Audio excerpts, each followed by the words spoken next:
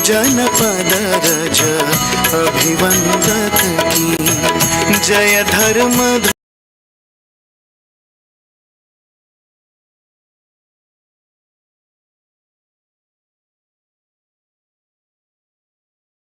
और फरसा आदि दे करके भेंट करके ही करा करके ही मेरी मेरा देखो जन्म जन्म कोई वृंदावन। जय जय जय राधा रमण, जय जय नवल किशोर, जय गोपी चोर प्रभु, जय जय माखन चोर।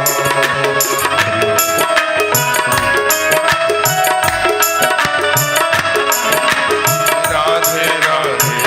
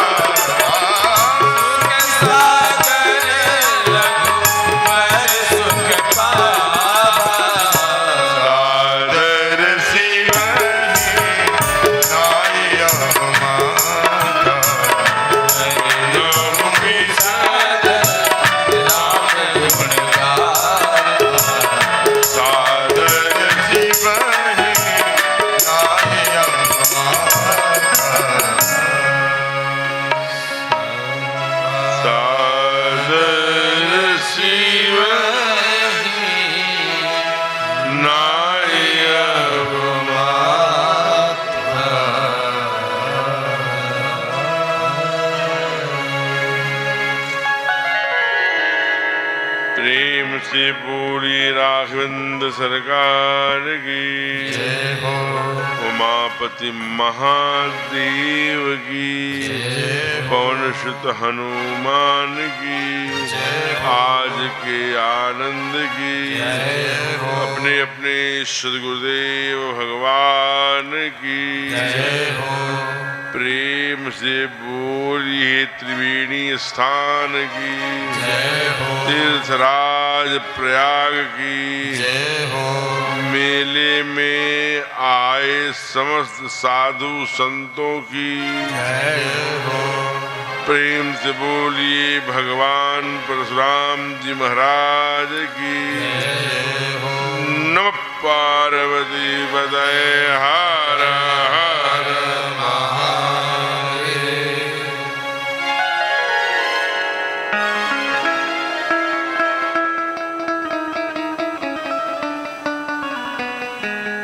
आइए,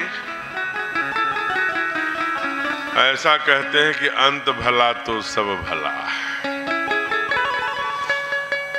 आज अपनी साप्ताहिक कथा जो लगभग 20-25 दिन से चल रही है, कथा के सारे सत्र, अपना सत्र यहाँ आज विश्राम करेगा। आगे आने वाले 7 फरवरी से अब हम लोग जौनपुर में कथा गाएंगे। ऐसे ही बढ़ते क्रम में आगे आगे जाना है।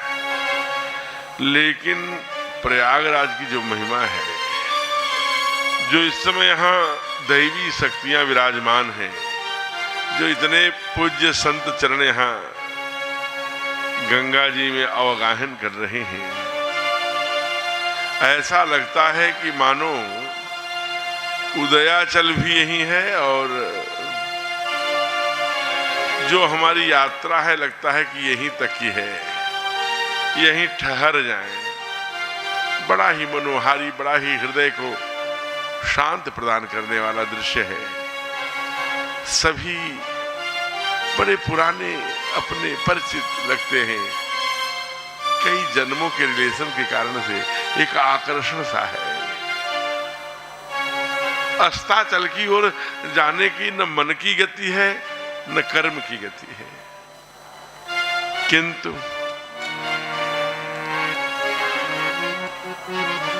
चरैवेति चरैवेति यही तो मंत्र है अपना। तो चलते जाना ही, सतत चलें हम, सतत चलें, इसलिए जाना ही पड़ेगा। आइए, विश्राम बेला में उपस्थित हमारे यजमान सहित समस्त, चाहे वो माँ के रूप में, बहन के रूप में, बेटी के रूप में बैठी हुई मेरी माताएं हों, चाहे अनेक पूरे भारत से नहीं विश्व के कोने कोने से अपनी उपस्थिति दर्ज करा रहे माँ गंगा की गोदी में डुबकी लगाकर, ऐसे साधक हो, सभी को मेरा नमन है। और सभी को ब्रह्म के रूप में, जैसे बाबा ने लिखा, क्या, सी राम मैं सब जग जानी, करहु प्रणाम जोर जुगबानी हो। वैसे ही सभी को व्यासपीठ अभिनंदन करती है, स्वागत करती है, कल्याण की कामना करती है, प्रणाम करती है, नमन करती है। आइए, बिना किसी भूमिका के कल के आगे कथा में प्रवेश किया जाए। जैसा हम लोग ये जानते हैं कि भगवान परशुराम जी महाराज भगवान विष्णु जी के छठे अवतार हैं। जो जो ब्रह्म करने आता है, भगवान परशुराम जी भी वही करते हैं। दुष्टों का नाश, सज्जनों की रक्षा, धर्म की स्थापना। इसीलिए आप किसी संदर्भ में देखें, भगवान परशुराम ने सहस्त्र बाहों की भुजा काटी, बच्चों का वध नहीं किया, और सब यथावत रखा, लेकिन इन्होंने घात लगा करके जामदग्नि ऋषि का की हत्या करी इन हत्यारों ने। तब इन्होंने संकल्प लेकर के है वंश को 21 बार है वंशी विहीन कर दिया। लेकिन इतना बड़ा स्वरूप होते हुए, ईश्वरीय स्वरूप होते हुए भी विध्वंसक नहीं थे, सृजनात्मक थे। जैसे जो भी देव आए, चाहे वो हमारे राघव सरकार रहे हो, गोविंद रहे हो, स्वयं राजा बनना नहीं था। धर्मात्मा को, धर्म मानने वाले को, समग्रता के लिए जीवन जीने वाले को, समग्रता के लिए बिना भेदभाव किए सम्मान देने वाले को ही राजा बनाते थे। तो इन्होंने भी उस माहिष्मती धरती को जीतकर अपने गुरु कश्यप को दान कर दिया। गुरुदेव ने कहा कि बेटा, अनेक बार पृथ्वी को जीत करके तुमने दान दिया है, इसलिए अब मेरी बात मानो। क्योंकि उनकी साधना बनी। देखिए, गुरु तो साधना की ओर ही भेजेगा ना, वासना से निकाल के उपासना की ओर ही भेजेगा ना। इसलिए भोग से निकालकर योग की तरह ही भेजेगा। इसलिए कहा तुम जाओ, अब यहां मत आना, तुम मंदराचल में ही चले जाना। मानो एक वचन ले लिया कि सरकार हम कहीं रहेंगे, लेकिन हम विश्राम मंदराचल में ही करेंगे। क्यों? कि थोड़े क्रोधी थे, आवेशित थे, तो इसलिए जाकर के कहां विश्राम करते थे? मंदराचल में।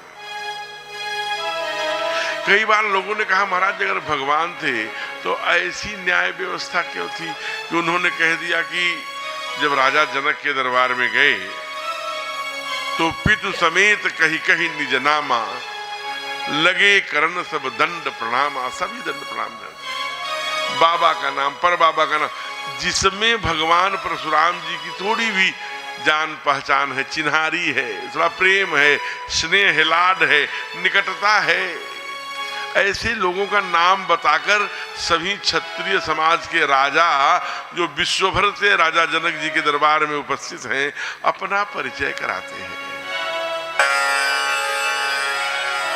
जनक जी को आकर हमारे राघव भी प्रणाम करते हैं। विश्वामित्र जी कहते हैं कि भगवान परशुराम हैं, इनकी चरण वंदना करो। आ रहे दोनों भाई बड़े भाव से चरण वंदना करते हैं। लेकिन एक बात हमारे हैं भृगुकुल शिरोमणि भगवान परशुराम बोलते हैं, क्यों?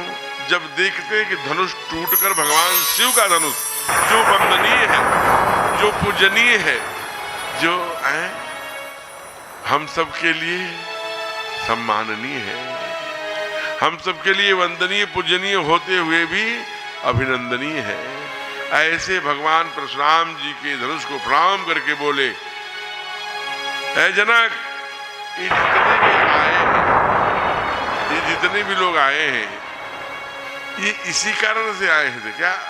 भगवान से समझने में देर नहीं लगी, और इनमें से ही किसी ने तोड़ा है। इसलिए एक बात बोलते हैं, क्या? सो भी लगाओ बिहाई समाजा,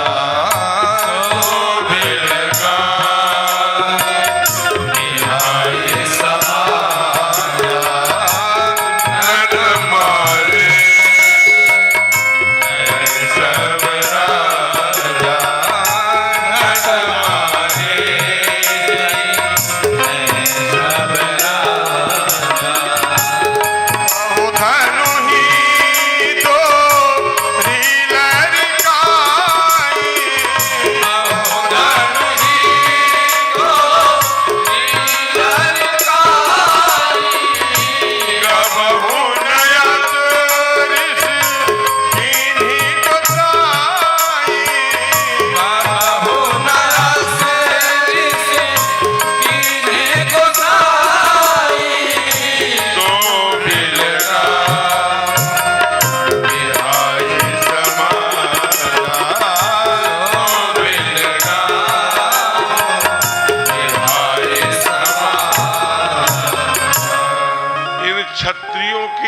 समाज से। देखिए भगवान परशुराम की एक हाथ में शस्त्र है, एक हाथ में शास्त्र है। इसलिए शस्त्र शास्त्र जिसके हाथ में रहेगा वो कभी अनुचित नहीं कहेगा, क्योंकि उसको शास्त्र का ज्ञान है। इसलिए शस्त्र का तो इतना भय है कि सहजौ चितवत मनहु रिशाते, किसी को प्यार से भी देखते हैं तो देखने वाले को लगता है कि ये नाराज होके देख रहे हैं। भाल विशाल त्रिपंड बजारा, गौर शरीर भ्रूत भल भ्राजा, है एकदम गौर वर्णी है, भस्म लगा है, फरसा लिए हैं, धनुष बाण लिए हैं, शास्त्र लिए हैं। इसके पीछे का भगवान परशुराम जी का दो उद्देश्य था। पहला उद्देश्य था कि अगर मैं कहूंगा कि सारे राजाओं में, सारे इसी आए हुए क्षत्रिय समाज के योद्धाओं में, वीरों में, कायरों में, जो भी कहें, किसी ने भी धनुष शिव धनुष को तोड़ा है। एक कारण यह है कि अब मैं कहूंगा कि वो समाज से अलग हो जाए, नहीं सारे राजाओं को मार डालूंगा। तो सारे राजा चूंकि हमारे पुरुषार्थ और बल को जानते हैं कि ये भगवान परशुराम हैं, जिन्होंने 21 बार क्षत्रिय विहीन कर दिया। तो क्षत्रिय विहीन जब हम बोलते हैं तो दुष्ट क्षत्रिय विहीन, सज्जन क्षत्रियों की रक्षा करते हैं, उन्हें राजा बनाते हैं। अब दुष्ट की तो कोई चाहे, दुष्ट ब्राह्मण विहीन, दुष्ट, तो दुष्ट जिसको भी, हमारे राघव सरकार ने रावण का वध किया तो रावण ब्राह्मण थे, राजा रावण ब्राह्मण कुल में जन्मे थे और उनका वध किया। वो दुष्ट थे, इसलिए वध करना आवश्यक था। कोई ब्राह्मण आंदोलन नहीं हुआ, दुष्टों को सजा मिलनी ही चाहिए। बाद में स्वयं गुरुदेव वशिष्ठ जी ने कहा कि आप तो ठीक है, दुष्ट का नाश किया, परित्राणाय साधूनाम विनाशाय दुष्कृताम, ये काम है आपका सरकार, लेकिन वो ब्राह्मण का बच्चा था, आपको ब्रह्म दोष लगेगा। हमारे यहाँ ऐसी कथा आती है कि महाराज गुरुदेव में कैसे ब्रह्म दोष से मुक्त हूँ। तो कहा कि आप एक नाव में बैठिए, गंगा जी में जाइए, काला कौआ बांध लीजिए, जहां एकदम वो सफेद हो जाए, समझ लेना कि आपका पाप धुल गया। जब आप जाएंगे गोरखपुर,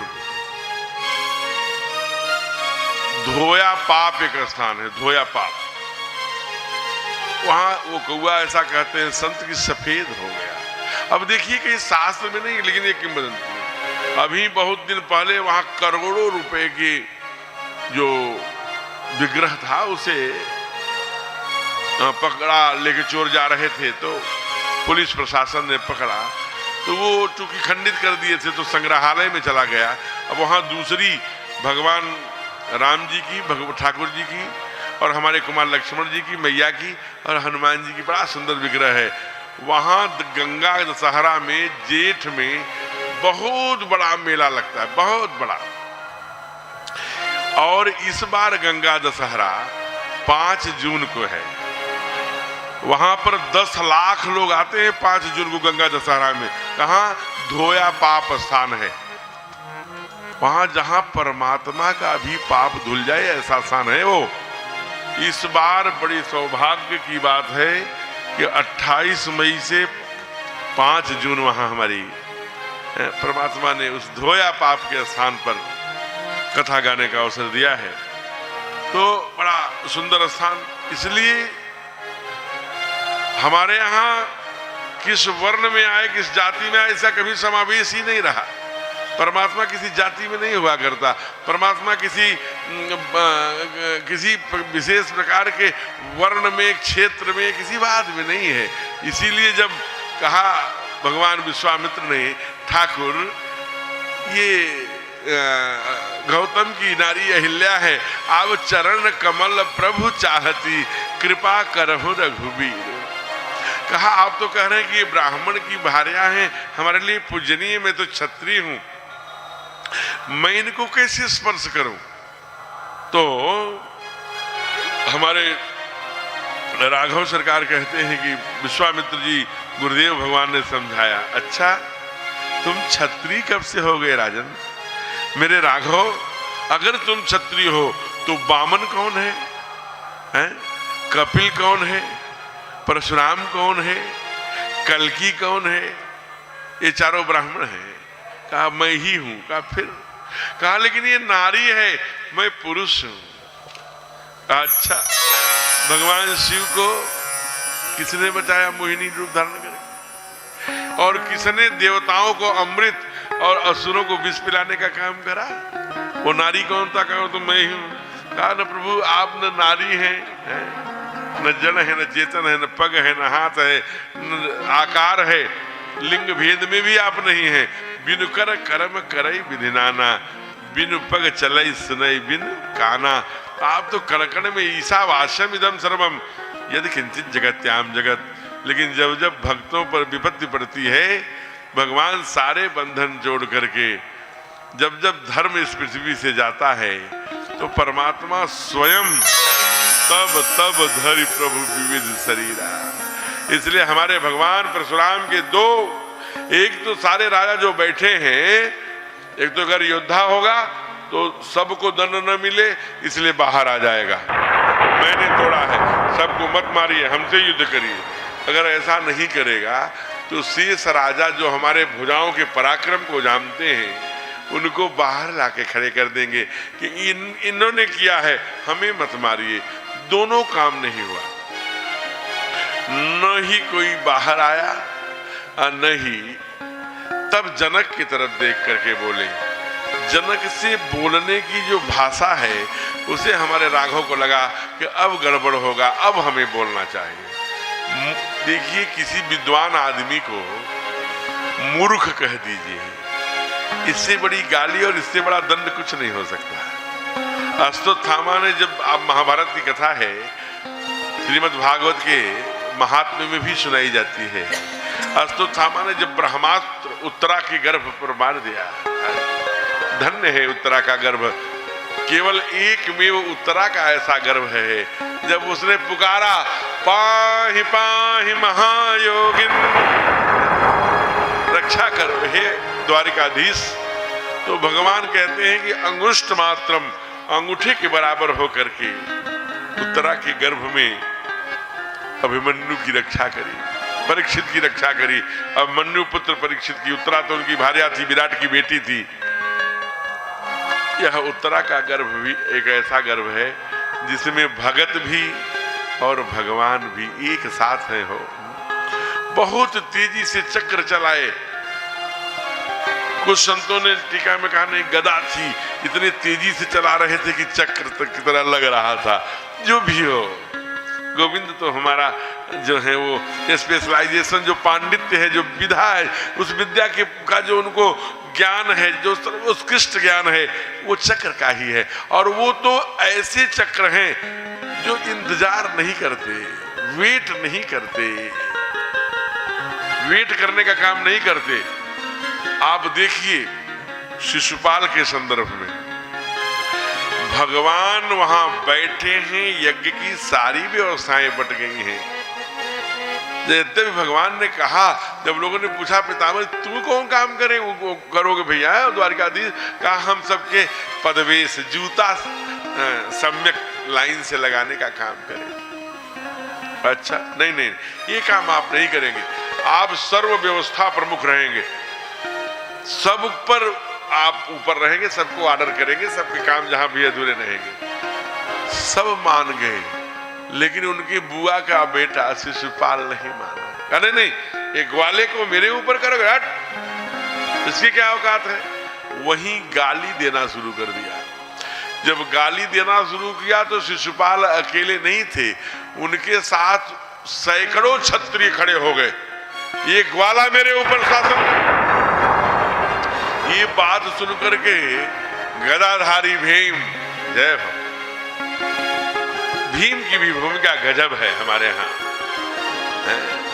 जिस समय द्रौपदी उघारी हो रही थी, कोई नहीं बोला। विकर्ण बोले हैं कि जो दुर्योधन का छोटा भाई है कि भाभी को उघारी न करो, ध्यान देना, बोलने वाला अकेले भीम है।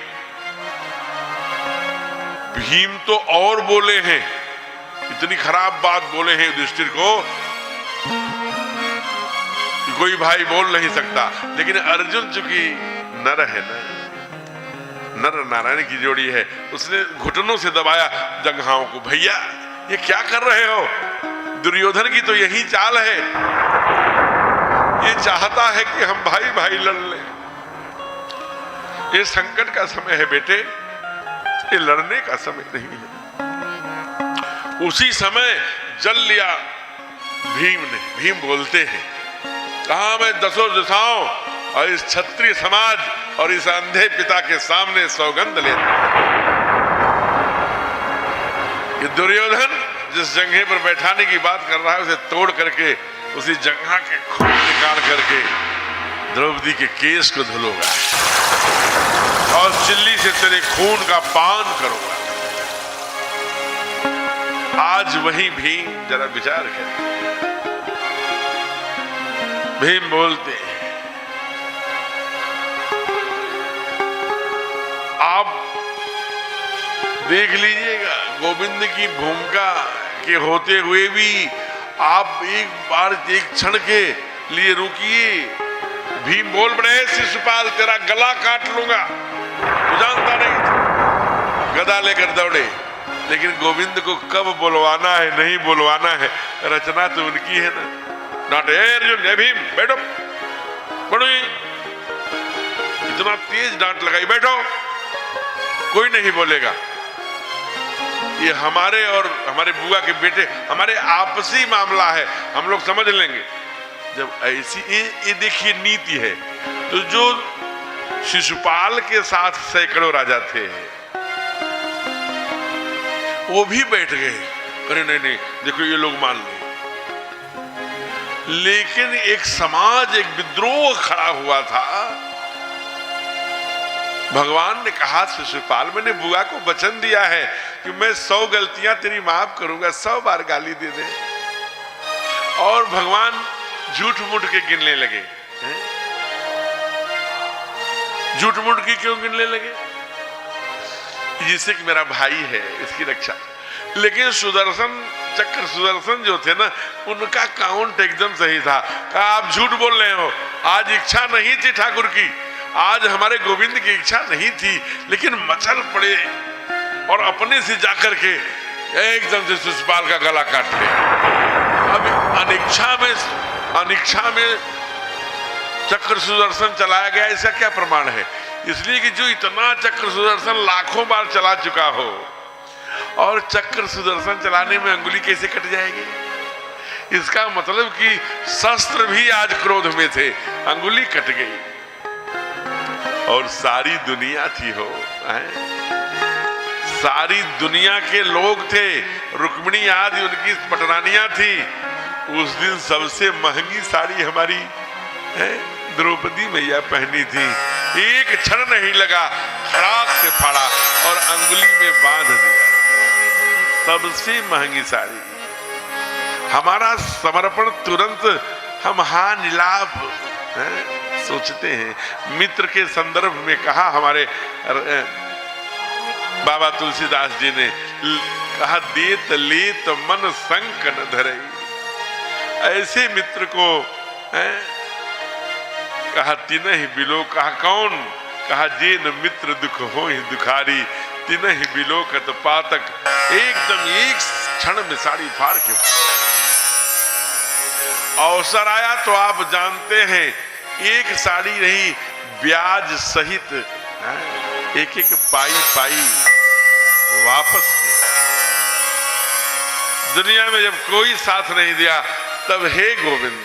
गज के संदर्भ में आप देखिए, जब दुनिया में सारे हे भ्राता पिता मातृ हे पत्नी सहोदरा श्रीमद् भागवत के में पुकारता है गज, लेकिन कोई नहीं आता। कहा सब तेरे भुजाओं के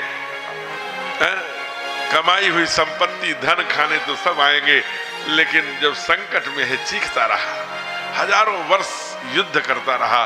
ग्रह और गज और ग्राह का युद्ध बड़ा प्रसिद्ध है। अंत में जब डूबने लगा कोई सहारा, तब गोविंद को पुकारा। परमात्मा तो हमारे बड़े दयालु हैं।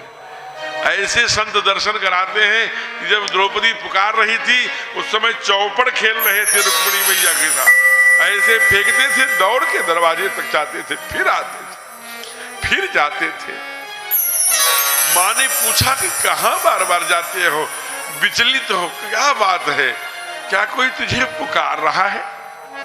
कहा उसी का तुम्हें इंतजार कर रहा हूं, अभी तक पुकार क्यों नहीं रहा? इसलिए परमात्मा तो हमारे बड़े दयालु हैं। भगवान परशुराम जी की भी यही धारणा है। वो तो उनसे कहा गया है कि मैं जब आऊंगा तो मुझे पहचान लेना।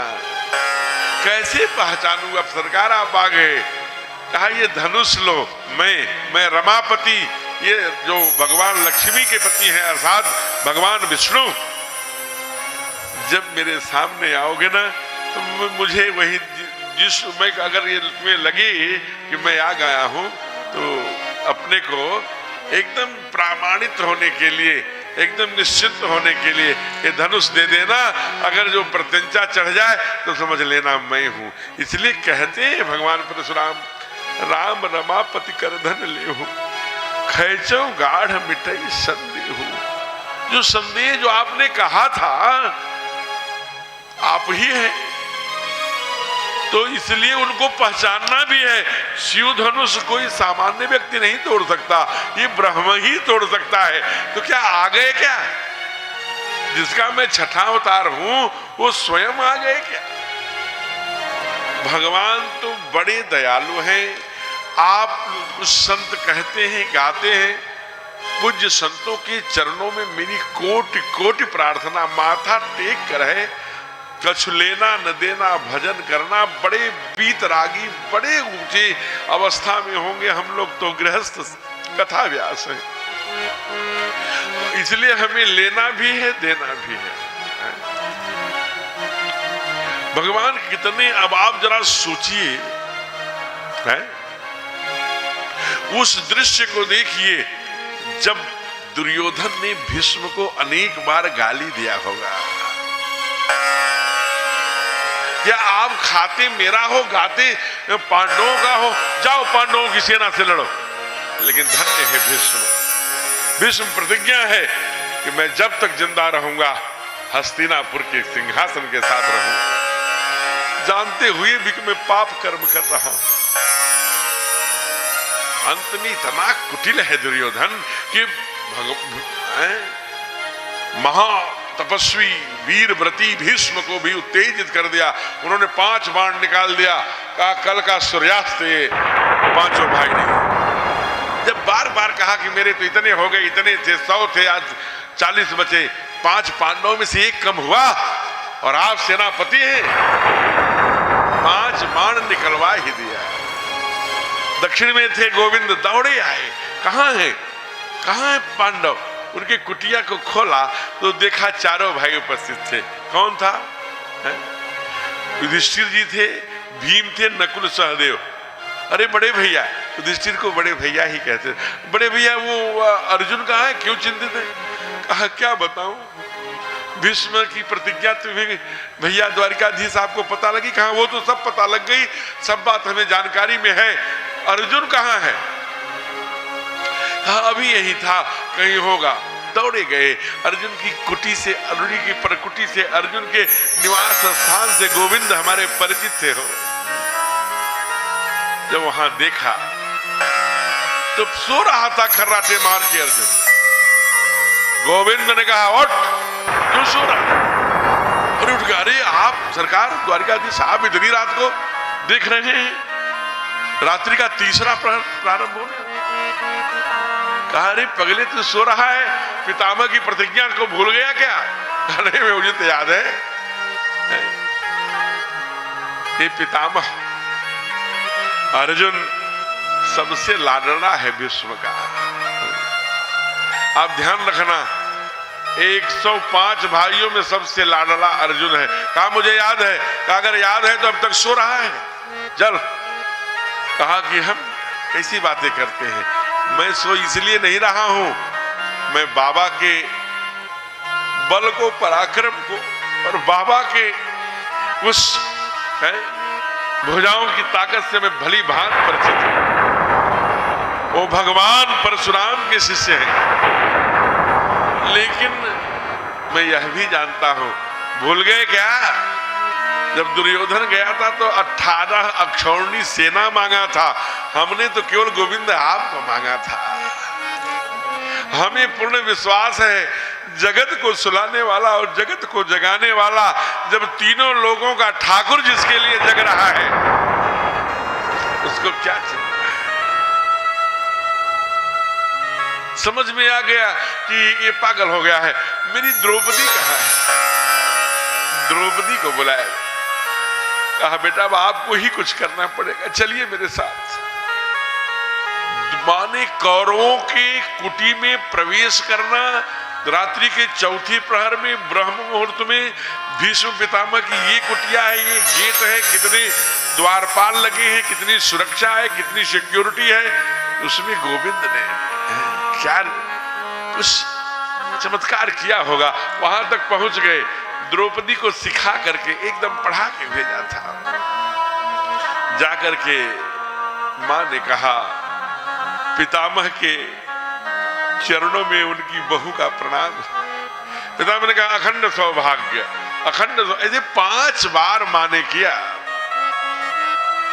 तब पितामह जी को लगा कि अगर ये दुर्योधन की बहुएं होती उनकी, तब तो ये कौरव पक्ष की होती तो 100, 50, 15, 20, ये 5 बार ही क्यों प्रणाम किया गया?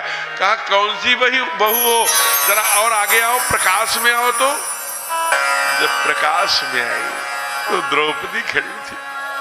भीष्म ने कहा अरे बेटा तुम द्रौपदी यहां? कहा क्यों, मैं आपकी बहू नहीं हूं। जब से सभा में उघारी गई थी द्रौपदी, भीष्म को कुछ न बोलने के कारण से इतना प्रायश्चित था कि अपनी बहू से कभी फिर बात नहीं की, आंखों में आंख नहीं देख पाए थे। आज उसके बाद द्रौपदी पहली बार खड़ी थी। कहा कैसी बात करती है, तुम तो मेरी सबसे लाडली बहू है।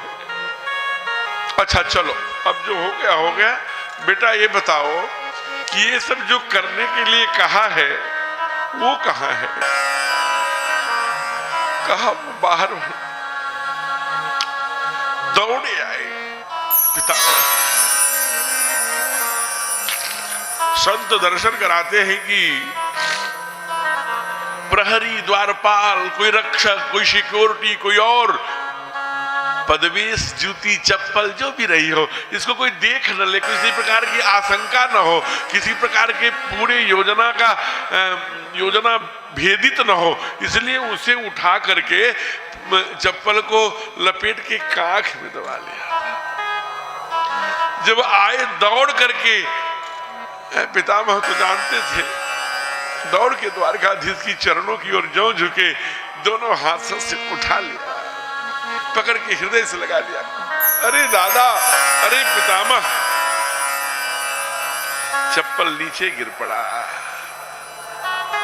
देखा चप्पल को जब भीष्म ने कहा धन्य हो, धन्य हो ऐसे भगवान जो भगत की रक्षा के लिए अपनी भगत के जूती भी, चप्पलें भी उठा रहा है। ऐसे भगत का कौन बाल बाका कर सकता है? धन्य हो, धन्य हो सुदर्शन, कह के प्रणाम किया। आइए, ये परमात्मा का स्वभाव है। हमारे ब्रज के बड़े अच्छे संत हुए पूज्य बिंदु जी महाराज, जिन्होंने मोहन मोहिनी नामक भजन की एक बहुत सुंदर बुक लिखी है। अच्छे राम कथा व्यास थे, कथावाचक थे और राधा रानी के कृपा पात्र थे। ऐसा संत दर्शन कराते हैं कि स्वयं बिहारी जी गोविंद, स्वयं बांके बिहारी याद, माने ये भगवान कृष्ण की इतनी कृपा थी कि कई बार घाटों पर उनको दर्शन देने के लिए आ गए। ऐसे पुच्छ बिंदु जी महाराज कहते हैं कहाँ हो, अब क्यों नहीं आते? गज ने पुकारा तो आ गया, भगवान परशुराम बन के आ गए। जब द्रौपदी ने पुकारा तो आ गए, चप्पल ढोने के लिए आ गए, और बार आ गए। जब मेरी बारी आई तो नहीं आ रहे हो। आप भी बैठे हैं तीर्थराज प्रयाग में, गंगा यमुना सरस्वती के इस सुंदर संगम में, इस महाकुंभ के अवसर पर आइए, आप भी कहिए, हे दयालु, क्या आपका स्वभाव पहले जैसा नहीं है क्या? हमारे ऊपर कब कृपा करोगे? आइए, आज का पहला भजन सबकी वाणी से इस गंगा यमुना रूपी जो प्रत्यक्ष यहाँ पर उपस्थित हैं, और यही हम लोग बगल में बैठ करके आज भगवान की गाथा, भगवान की लीला चरित्र, भगवान की सुंदर गाथा गाने एवं श्रवण करने का काम कर रहे हैं। अपने अपने एप्लीकेशन, अपने अपने हस्ताक्षर, अपने अपने वाणी, अपने अपने शब्द से निवेदित करिए। क्या क्या स्वभाव मेरा सरकार अब नहीं है,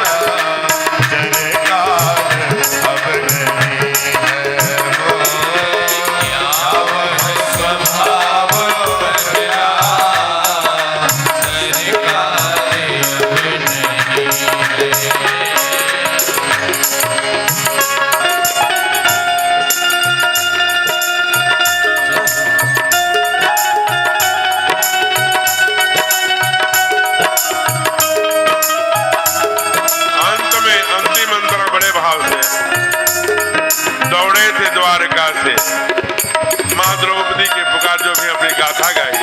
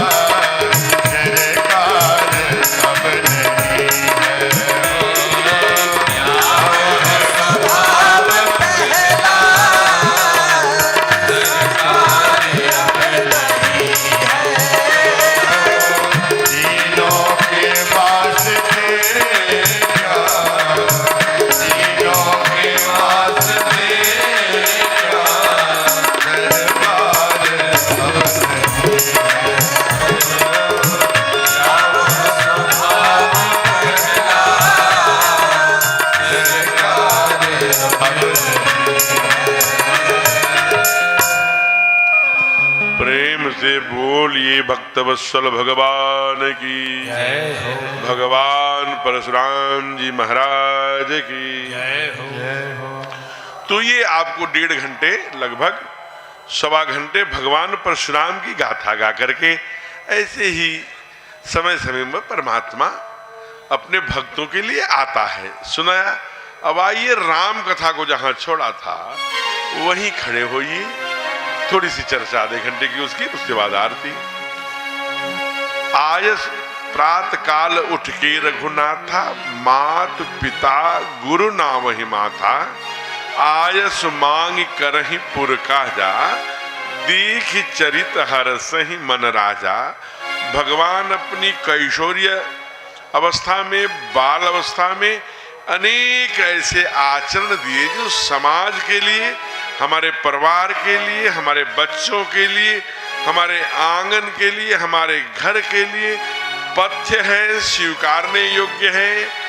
इसीलिए जीवन में माता के साथ, पिता के साथ, भाई के साथ, समाज के साथ, अन्य जन, चाचा ताऊ के जो भी लोग हैं, गुरु आदि के साथ कैसा बिहेवियर चाहिए, कैसा व्यवहार चाहिए हमें परमात्मा। इसीलिए राम के द्वारा नॉट ए सिंगल बुक, जिसके राइटर ठाकुर हो, हमारे राम हो, एक भी पुस्तक नहीं लिखी, भाषण नहीं दिया, जीवन जी के दिखाया, लाइफ स्टाइल दिया। ये जीवन है, ये सनातन धर्म के आधार पर, शास्त्र के आधार पर जीवन जी के दिखाया। हमारे यहाँ वेद भगवान कहते हैं मातृदेव तो मातृदेव, पितृदेव तो देव, गुरुदेव, आचार्य देव, उसे जीकर दिखाया हमारे सरकार ने, हमारे ठाकुर ने, हमारे राघवेंद्र सरकार ने, और बड़ी सुंदर ऐसी लीला कर रहे हैं। उसी समय अयोध्या, जो आज अयोध्या कहाँ है, अयोध्या माने जहां कभी युद्ध न होता हो किसी प्रकार का, अवध माने जहां कभी कोई वध न हो। जब कलह प्रारंभ होगा तो भगवान छोड़ के चले जाएंगे, ये उसका सूत्र है। वहां से लगभग 197-200 नियर अबाउट किलोमीटर जब आप आर्यमगढ़, काशी, पंडित दीनदयाल नगर, उसके बाद जब जाएंगे तो बक्सर एक स्थान है जहां सिद्धवाड़ी नाम का एक आश्रम है। वहां एक ऋषि है जो अनुष्ठान कर रहा है, लंबा 7 फीट तेजस्वी, दुनिया के कल्याण के लिए एक सुंदर अनुष्ठान कुछ संतों को लेकर कर रहा है। उनका परिचय बाबा कराते हुए अब यहां से एक आज का दर्शन करा रहे हैं। क्या परिचय कराया?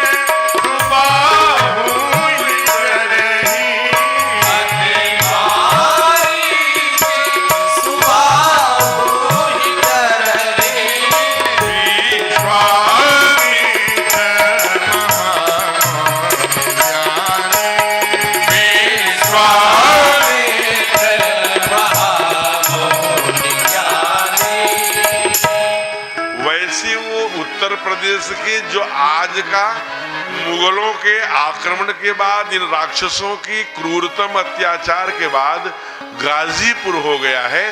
पहले ये गाधीपुर था।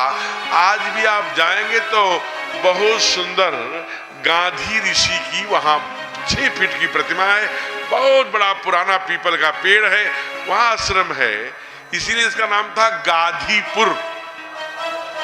लेकिन इन गाजियों ने इसका नाम गाजीपुर। बाद में विश्वामित्र जी ऐसे होनहार तेजस्वी बेटे थे अपने बाप के, एक पूरे दुनिया में भगवान की ऐसी अनुकंपा, इतनी साधना किया कि ये राजर्षि से देवर्षि बन गए और दूसरी सृष्टि की रचना करने में अकेले विश्वामित्र सामर्थ्य। अब इसलिए विश्व माने संसार, मित्र माने फ्रेंड, दोस्त, जो भी आप जानते, दुनिया के कल्याण के लिए जीते ही हैं, इसलिए इनका नाम हो गया विश्वामित्र। अब एक ऐसा अनुष्ठान कर रहे हैं जिसका मूल बीज मंत्र है सर्वे भवन्तु सुखिनः, सर्वे सन्तु निरामयाः, सर्वे भद्राण पश्यन्तु, मां कश्चित् दुःख भाग भवेत्। दुनिया के कल्याण के लिए अनुष्ठान कर रहे हैं, बड़े परमार्थी हैं। गौशाला कर्मकांड के द्वारा अर्जित संपत्ति से अनुष्ठान कर रहे हैं, फिर भी अनुष्ठान पूर्ण नहीं हो रहा है। पूर्ण न होने के 2 कारण हैं। एक का नाम है मारीच, एक का नाम है सुबाहु। ये दोनों राक्षस हैं, यद्यपि ताड़का के नेतृत्व में वो काम करते हैं अधर्म फैलाने का। ये रोमन की पॉलिसी है कि एक हर स्थान पर एक महिला, 2 पुरुष और राक्षस।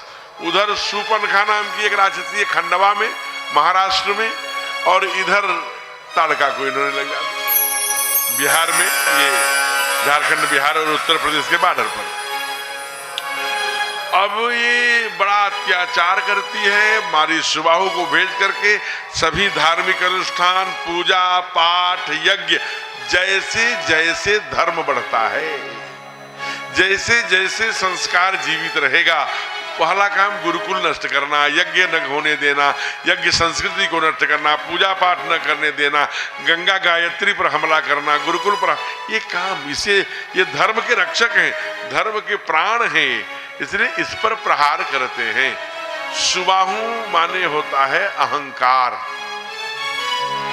मैं किया, मैंने किया, मैं। और मारीच कौन है? कपट।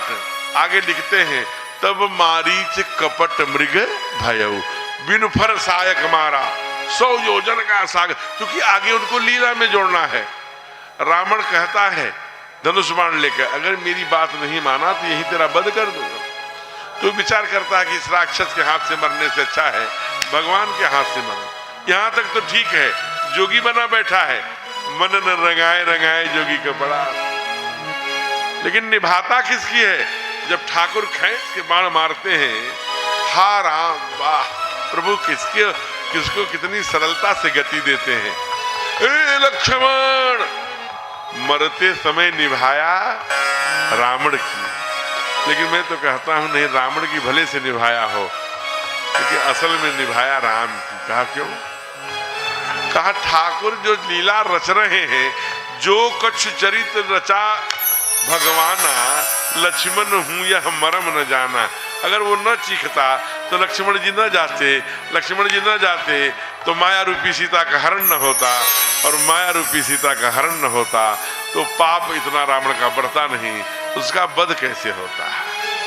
इसलिए वो तो सबई नचावत नर मरकट की नाई, सबई नचावत राम गोसाई। सब माया हमारे भगवान की है, राम चाहे परशुराम, सब एक ही ब्रह्म है। कोई दूसरा अवतार, कोई पहला अवतार, भगवान परशुराम हमारे छठे अवतार।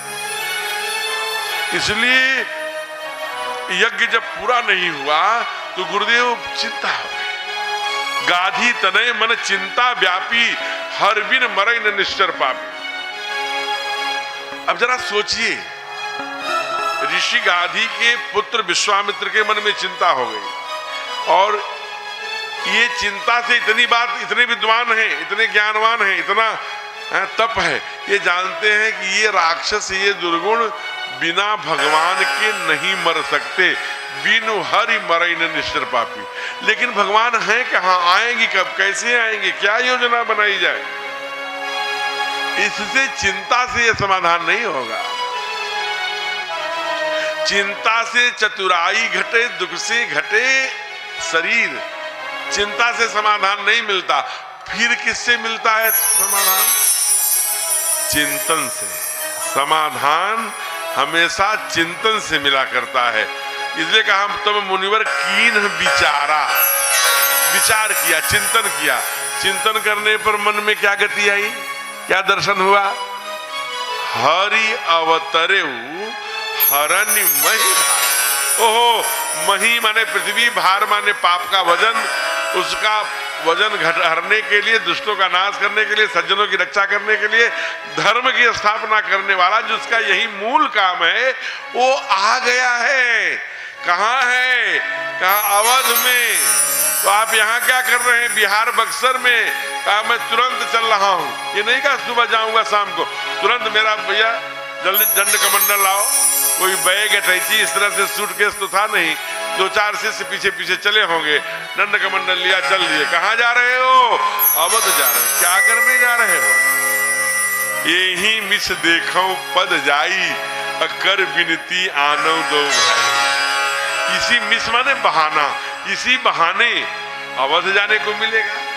बड़ा धर्मपूर्ण राज्य है, वहां जाके प्रणाम करूंगा और अपने राघव का दर्शन करूंगा, और दर्शन करने के बाद उनके पाद पद्मों का भी दर्शन करूंगा। ध्यान रखना, भक्तों ने कहा प्रभु पाद पद्मों का क्यों दर्शन करेंगे? अगर दर्शन ही करना होगा तो राजीव नयन धरे धनसायक पूरे स्वरूप का दर्शन क्यों नहीं करते? कहा पूरे स्वरूप का दर्शन नहीं, सारे स्वरूप का दर्शन संपूर्ण है उनके पाद पद्मों के नख की ज्योति में ही तो है। इसलिए उनके पाद पद्मों का ही दर्शन करना मानो ब्रह्म का दर्शन करने के बराबर है। और अगर भगवान की जो पाद पद्मों का दर्शन कर लिया, वो परमात्मा के ठाकुर के संपूर्ण तत्व को जान गया हो। कहा कि पाद पद्मों में ऐसा क्या चमत्कार है? कहा मेरे पास टाइम नहीं है, हम बक्सर से लगातार यात्रा करते रहेंगे, अवध तक जाते रहेंगे, और जाते जाते साथ में दर्शन भी करते रहेंगे।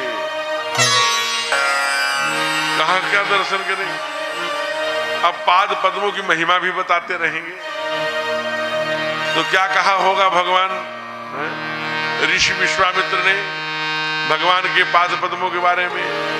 कहा है करामात ज्ञान के चरणों की रज में है करा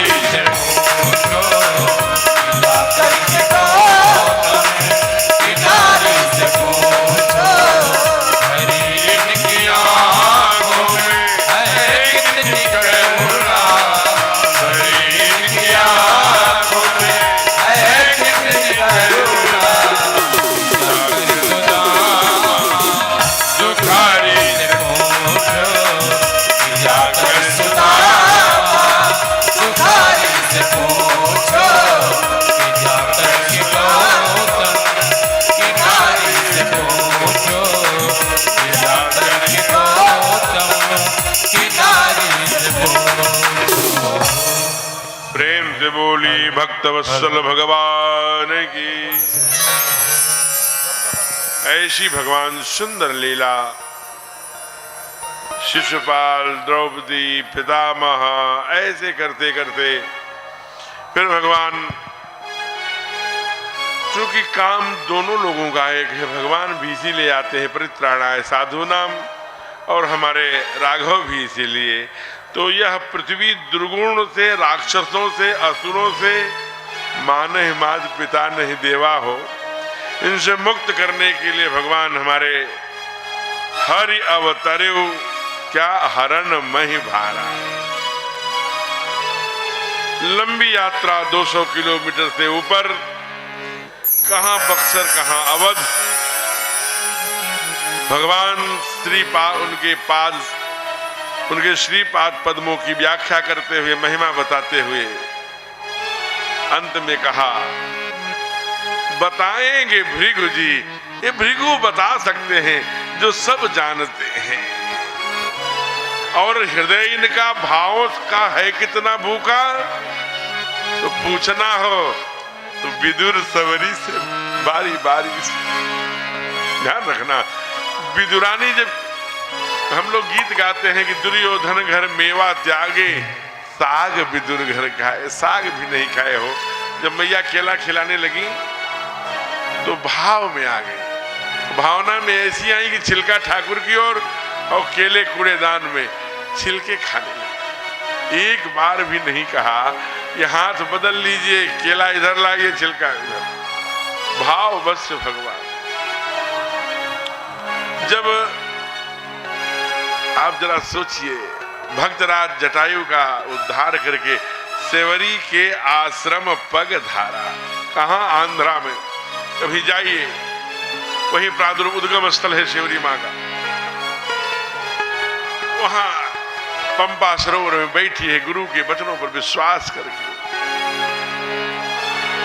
अब ये भाव है, रामचरितमानस में नहीं है, दक्षिण के कुछ रामायणों में है कि जूठी बेर थाल में सजा के बैठी। जो भी हो, भक्त ऐसा कर सकता है कि भगवान को खट्टी न लगे, कोई तीखी न लगे, सब अच्छी हो, मीठी हो, चख सकता है।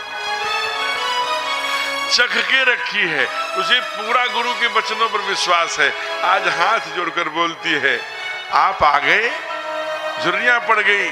नौजवान, एकदम नौजवान सेवरी को मतंग गए थे छोड़कर, आज झुर्रियां पड़ गई।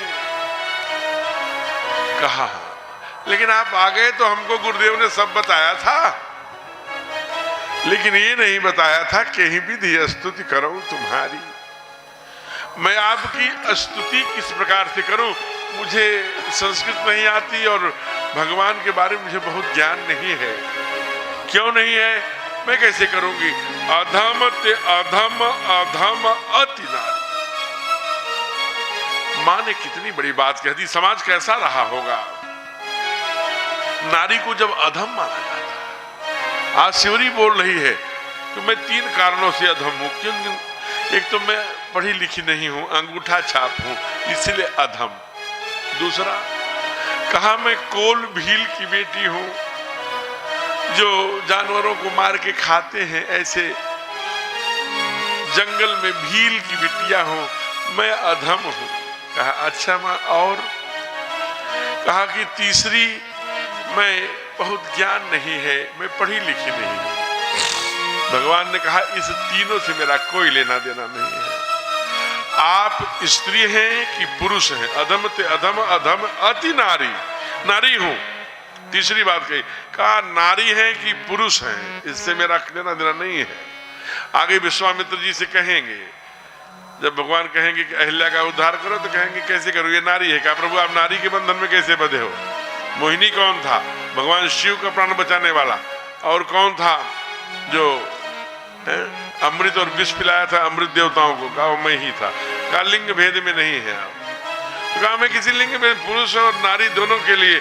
इसलिए बाबा ने एक लोग गड़बड़ चीजें पकड़ते हैं, जो कम पढ़े लिखे लोग होते हैं, कहीं सुन लेते हैं, कुछ भी राग न पालने, अलापने लगते हैं। ढोल गंवार शूद्र पशुनारी, अलग अलग व्याख्या करके मूर्खतापूर्ण व्यवहार समाज में विघटन स्थापित करने का काम करते हैं। इसलिए सावधान हो जाते हैं बाबा। कहा जे सपे में नर सुनई जगाव। आप देखिए स्त्री पुरुष दोनों के लिए कहते हैं। कहा यह उमा शंभु विवाह जे नर नारी सुनई जगावहीं, केवल नर के लिए, क्योंकि उनको लगा कि कहां तो गड़बड़ व्याख्या हो जाएगी, इसलिए कहा यह उमा शंभु विवाह जे नर नारी सुनहि जगावहीं, कल्याण काज विवाह मंगल सर्वदा सुख पावहीं। इसलिए कोई ब्रह्म जो है वो किसी भेद से, तो कहा चलो अच्छा नारी से हो गया प्रभु, मैं पढ़ी लिखी नहीं हूं। कहा मुझे ऐसा बताओ कितने ज्ञानी पा लिए? मुझे तो पाने वाले ज्यादा भगत होंगे।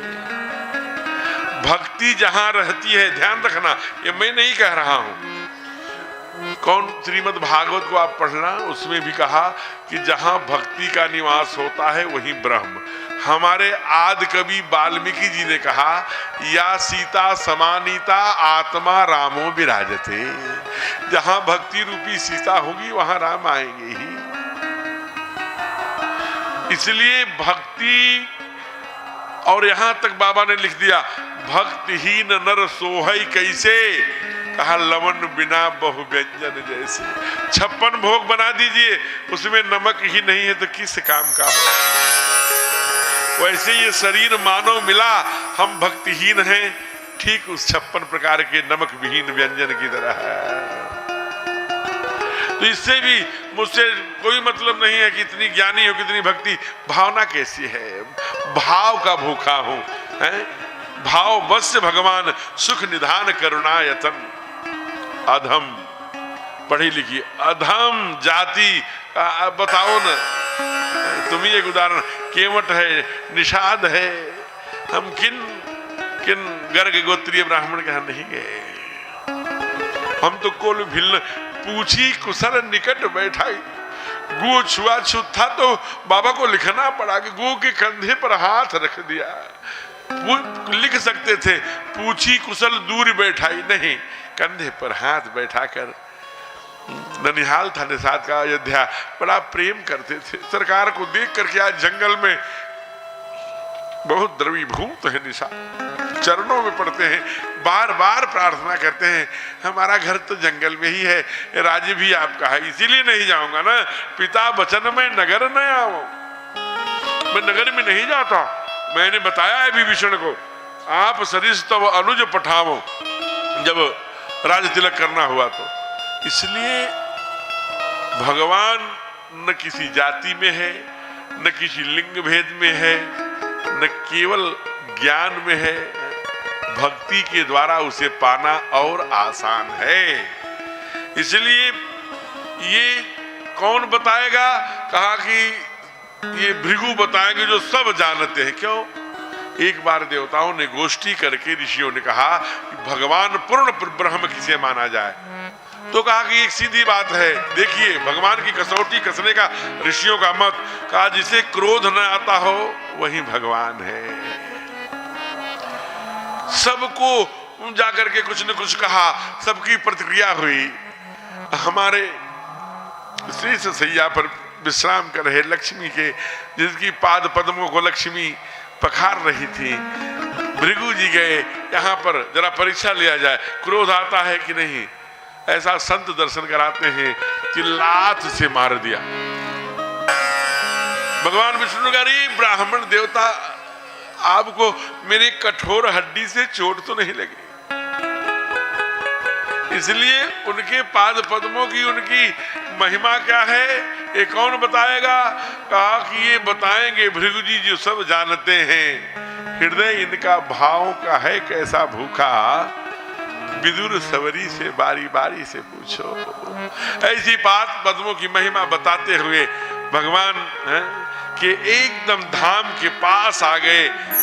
ऋषि विश्वामित्र सरजू मैया के कल कल करते हुए जल में उसका अवगाहन करके, स्नान करके, पूर्ण संध्या वंदन करके, तिलक लगा करके, वस्त्र आदि करके भगवान का भजन करते हुए दंड कमंडल उठाया, एकदम जाकर के ठीक द्वार पर खड़े हो गए। प्रहरी इतनी महिमा है पहचान गया, दौड़ा हुआ गया, राज सरकार की जय हो। भगवान विश्वामित्र जी दरवाजे पर पधारे हैं। अब यहाँ संत अलग अलग भाव देते हैं कि चक्रवर्ती थोड़ा विस्मय में पड़ गए, शौक लग गया, शोक में पड़ गए, तो चिंतित हो गए। अरे एक बार विश्वामित्र जी आए थे तो राज्य विहीन, पृथ्वी विहीन, धन विहीन, यहाँ तक कि हमारे वंश के बेटे के रोहित के चिता पर से कफन के कपड़े भी फड़वा लिए थे। इनकी बड़ा कड़ी परीक्षा लेते हैं। विश्वामित्र जी से कहे कि देखिए हम तब से एक बार हरिश्चंद्र नाम लगाया था, फिर चाहे वो रघु आए, दिलीप आए, अजय आए, खड्गबाहु आए, अंशुमान आए, तब आए, स्वयं मैं आया दशरथ, लेकिन हमारे पिताजी सब कोई भी चंद्र नहीं लगाया। सरकार हरिश्चंद्र के बाद पहली बार आपने रामचंद्र नाम कर दिया और चंद्र रखते ही विश्वामित्र जी आ गए। वैसे केवल पारिहासिक और ऐसे ही व्याख्या है। थोड़े चिंतित हो कि विश्वामित्र जी का इस समय आना बिना सूचना के क्या हेतु होगा। कहा विचार मत करो राजन, तुम्हारे दरवाजे पर एक ऐसा ऋषि है जो दूसरी सृष्टि रचने में सामर्थ्यवान है, इसलिए मैं भी चलता हूँ। कुछ शिष्यगण ले लो, कुछ ऋषि, कुछ मंत्रिमंडल के, कुछ और साधु संतों ब्राह्मणों को ले लो, देर मत करो, आदर सहित लाकर विश्वामित्र का स्वागत करो, तुम्हारे कल्याण के लिए ही आए होंगे।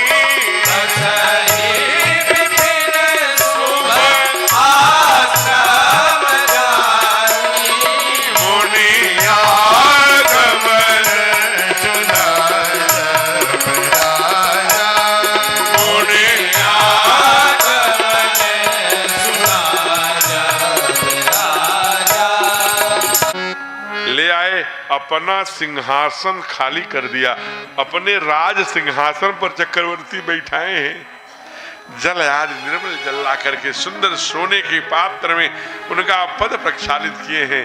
विविध भांति भोजन करवावा, 56 भोग पवाकर बढ़िया सुंदर से आराम किए हैं।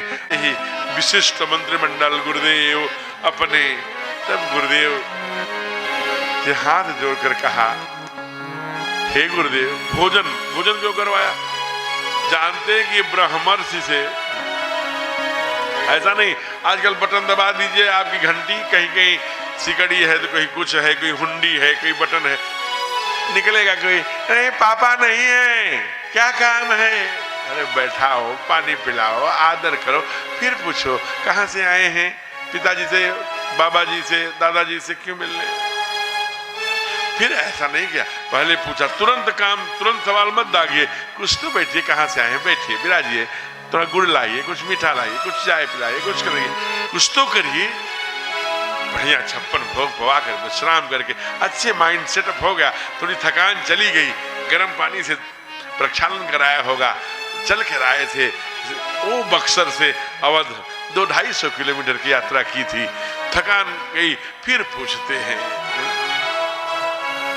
ब्रह्मर्षि हैं तो उनको भोजन भाई है, भोजन का आकर्षण पंडित जी पे होता ही है, और अगर न मिले तो घबरा भी जाते हैं, तो उसका आदरणीय मुनीश जी, मैं आपको नहीं चूंकि कर्मकांड इतने तेजस्वी आपका बेटा है, और आज बहन जी भी आई हैं, अन्नपूर्णा मैया भी, नियमित 4 बजे ब्रह्म मुहूर्त में बहन जी नियमित 365 दिन ब्रह्म मुहूर्त में गंगा जी स्नान कर लेती हैं। आदरणीय सेनानी जी, जी ये बड़ी कृपा है मुनीश जी पर। इसीलिए मुनीश जी ये नहीं है कि अपने बल पर, ते ही बल ताहि न जितई पुरारी है, ये है बल। क्या हमारे अभी डरवा में कथा थी, दोनों पत्नी और बिटिया मुख्य यजमान रहकर 4 घंटे श्रीमद् भागवत कथा का आनंद लेते। तो आप भी खड़े हो जाइए, दोनों मेरे ये मुख्य यजमान, जय ए बेटी बैठ जाए, बैठ। तो ऐसे अब एक पंडित जी निमंत्रण पर गई, कोई बूढ़ी माँ ने बुलाया होगा, आज पंडित जी आएंगे तो दाल बना लिया, चावल बना लिया और बना लिया, कुछ बढ़िया दिव्य हल्दीराम का बढ़िया वो जो आता है, कौन पापड़ है? कौन है? लिज्जत, कौन बताया? पीछे उधर से मुक्तेश्वर जी डॉक्टर साहब, लिज्जत का पापड़ बढ़िया छान के रखी थी। अब पंडित जी को पापड़ बड़े प्रिय थे, लेकिन सब माँ ने परोसा, लेकिन पापड़ परोसी नहीं। अब देखिए युक्ति, मांग भी रहे वो ले आओ, ऐसा नहीं, आचार्य शिष्ट होता है। तो पूड़ी कचौड़ी खीर सब बना खा रहे थे, फिर उनको पापड़ पर बार बार दृष्टि जाती थी, लेकिन माँ तो भाव में सेवरी की तरह खिला रही थी, पापड़ भूल गई। तब पंडित जी ने कहा कि माँ जानती हो मुझे देर क्यों हो गया? कहा क्यों गुरुदेव? कहा मैं रास्ते में आ रहा था, मुझे रास्ते में सांप मिल गया था। सांप? आपको, आप तो ठीक से हैं, कोई दिक्कत तो नहीं गुरुदेव? कहा नहीं, बहुत लंबा था। कितना बड़ा था गुरुदेव? कहा मत पूछो माँ, यहां से लेकर वो तुम जहां पापड़ रखी हो वहां तक लंबा। अब बूढ़ी माँ का जो ही पापड़ पर नजर गई, ओहो पापड़ तो गुरुदेव दी ही नहीं। इसलिए डॉक्टर साहब आप वो संकेत इसलिए करा कि पापड़ भूल मत जाइएगा कभी अगर हम आए तो। आप तो वैसे भी 56 भोग पवाती हैं, तो बड़ी तेजस्वी। अब आप सुनिए कि महाराज गए, कहा कि प्रभु, हे गुरुदेव, हे सृष्टि के रचयिता जैसी शक्ति रखने वाले विश्वामित्र, गुरुदेव आप बताइए कि किस कारण से आपका आगमन हुआ है? आपके कहने में विलंब हो सकता है, मैं रघुकुल का राजा दशरथ से वचन देता हूं कि आपके कहने में कहूं सो करत न लाऊब बारा, के ही कारण है आगमन तुम्हारा। आपके कहने में विलंब हो सकता है, उसकी पूर्णता में 1 सेकेंड नहीं लगेगा। कहा धन्य हो चक्रवर्ती, रघुकुल के ही राजा बिना कारण जाने इतनी बात कहने का दम केवल रघुकुल के वंश में। धन्य हो, धन्य। 3 चौपाइयां पढ़ दिया आज विश्वामित्र ने। कहा कि हम बताइए, सेना भेज दूं, गौशाला के लिए जमीन चाहिए, धन चाहिए, सीमेंट चाहिए, सरिया चाहिए, गेहूं चाहिए, बोलिए। धन चाहिए, रुपया पैसा जो चाहिए बोलिए, जो आपका आदेश हो वो मैं पूरा करने के लिए दशरथ संकल्पित है। कहा नहीं, आज आदेश देने नहीं आया हूं, फिर क्या करने आए हो? अनुज समेत देहो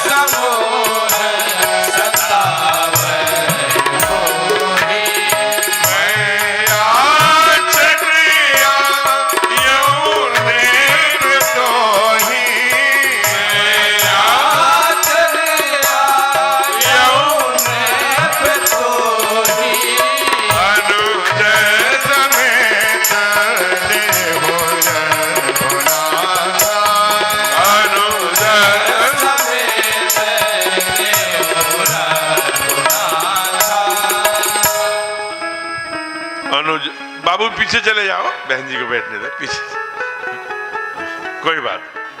अच्छा बैठो, जैसे तुमको अच्छा। बड़ा प्रसन्न हो गया कि आज सोफा पर ही, और सेनानी जी का लाड़ प्यार प्राप्त हो रहा है, तो ऐसे ही बहुत सुंदर। आइए देवी, कहाँ थी? जय। राष्ट्रीय उपाध्यक्ष है ना, मंत्री उपाध्यक्ष, ये परशुराम परिषद जो है इसकी कार्यकारिणी के राष्ट्रीय उपाध्यक्ष। तो बहुत सुंदर स्वागत। आप जरा विचार करिए, जब मांगत मांगत मान घटे, सम्मान घटे, नित घर के जाए। एक ही क्षण में राजा की भाषा बदल गई। अरे पंडित जी, अभी महामुनि ज्ञानी सब जो ही मांगा वैसे ही बोल पड़े, विप्र वचन नहीं कहे वो बिचारी। ए पंडित जी, आपको मांगने नहीं आता क्या? ये क्या मांग रहे हो? कोई रुपया मांग ले, पैसा मांग ले, धन मांग ले, बेटा बेटी मांगे जाते हैं क्या? आप ये समझिए कि पहले बचपन में आदरणीय सेनानी जी, बचपन में चूंकि आपका जीवन तो बड़ा तप में रहा, बड़ा संघर्ष में रहा, और हमारी सेनानी जी की मित्रता लगभग 25 से 30 साल की। 30 साल से हम लोग एक दूसरे के परिचित हैं। तो पहले बचपन में कोई बारात जाता था तो घड़ी अपने पास नहीं होती थी, तो घड़ी दूसरे भाई से अथवा पड़ोसी से मांग, बढ़िया ड्रेस अगर है तो वो मांग लेते थे, और मांग करके वो ले जाते थे कि बढ़िया चकाचक। लेकिन ये सब तो मांगा जा सकता है, लेकिन नारद जी ने क्या मांग लिया? नारद जी जैसे मांगते हैं, कहा आपन रूप देहि प्रभु मोहि। कहीं मांगा जाता है क्या? अब जैसे वो एक राजकुमार थे और एक सेठ थे गांव। बड़ा सुंदर प्रसंग है कि देखिए कि मतलब मैंने कभी, आप पहले जब ज्यादा पड़ती थी भयंकर, और घर में अतिथि, आपके साथ में नहीं कर रहा हूं लेकिन उसको अनुभव किया होगा, घर में अतिथि आ जाते थे तो तमाम रजाइयां कंबल मांग के आते थे पूरे कॉलोनी से या गांव से। तो मांग के जब आते थे तो जिसके घर से मांग के आते थे वो माँ ने दिया है भभूत को कि गले में लगा लीजिए, तो ऐसे ही आप जीवन भर टाई टाई कथा करते रहेंगे। बहुत सुंदर। तो मांगते थे, नहीं यज्ञ की ये भस्मी है, हमारे महादेव लगा के जब बैठते हैं एकदम से शांत में। माँ ने जिस समय कथा इनसे सुनना ना, देखा आज कथा व्यास में है, तो ऐसे ही भस्मी लगा के बैठते हैं। आइए केवल एक पंक्ति, क्या है पे भस्मी गले में विषधर, है तन पे भस्मी गले में विषधर, नमामि शंकर नमामि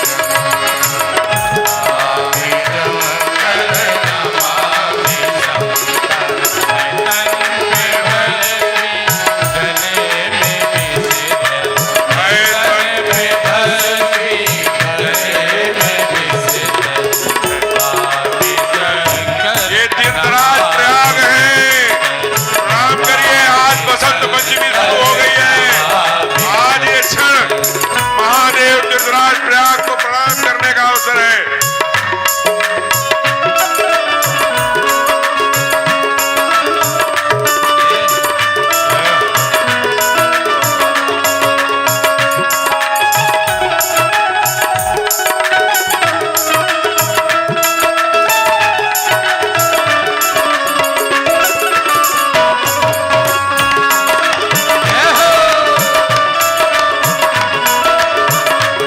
हरि बोल।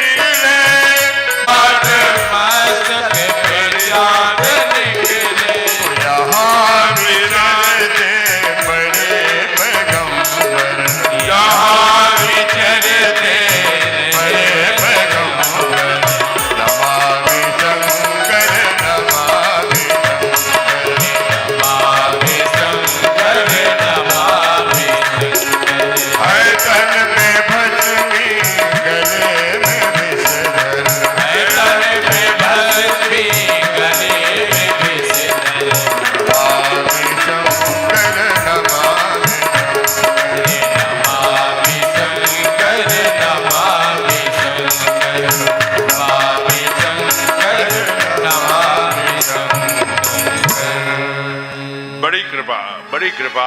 आज बसंत पंचमी के दिन इस महाकुंभ में, इस त्रिवेणी के संगम में महादेव को प्रणाम करने का अवसर मिल रहा है।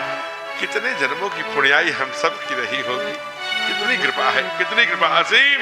जय हो, जय हो सेनानी जी, जय हो मनीष जी, आप सबकी बड़ी कृपा जो ऐसा अवसर प्रदान किया।